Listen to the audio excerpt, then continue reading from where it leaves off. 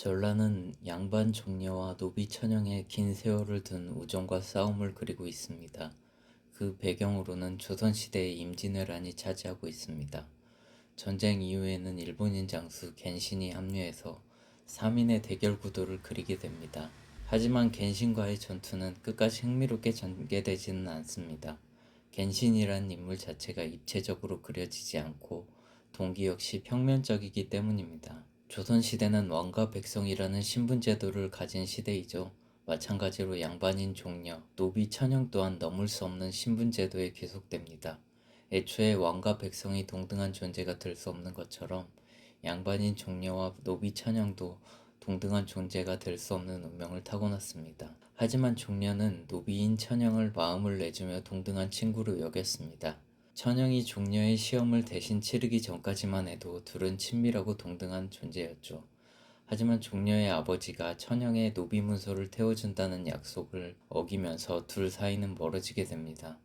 종려는 왕을 호위하는 신하가 되고 천영은 손발이 묶인 노비 신세가 되고 말죠. 그리고 전쟁이 터진 후 종려의 가족들이 노비들에 의해 죽임을 당하게 되는데 종려는 천영의 짓이라는 오해를 하고 맙니다.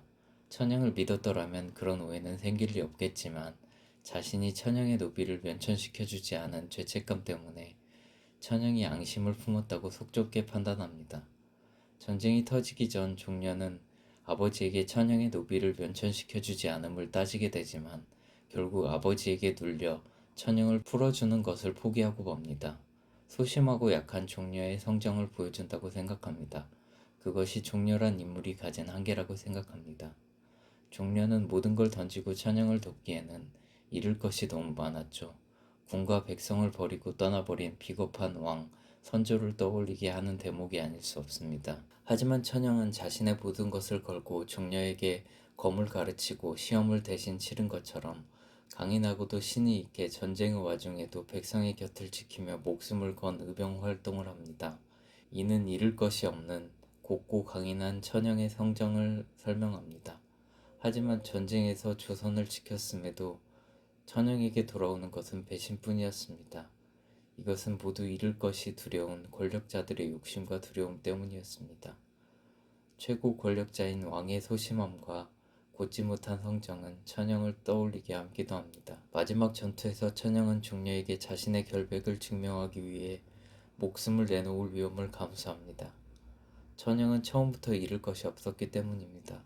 하지만 종려가 천영에게 사과하는 것은 모든 것을 잃은 후입니다. 두 젊은이의 엇갈린 우정은 조선이라는 거대한 신분제도 한계 앞에서 멈추고 커다란 비극을 낳고 맙니다. 하지만 종려가 쓰러진 곳에서 천영은 앞으로 나아갑니다. 그의 새로운 도전은 과연 성공할 수 있을까요? 누구도 알 수 없는 일입니다. 영화는 허구이고 천영은 허구의 인물이기 때문에 또 모르지 않을까요? 이야기 속에서는 그가 거대한 신분제도를 붕괴시키게 될지도 모르니까요.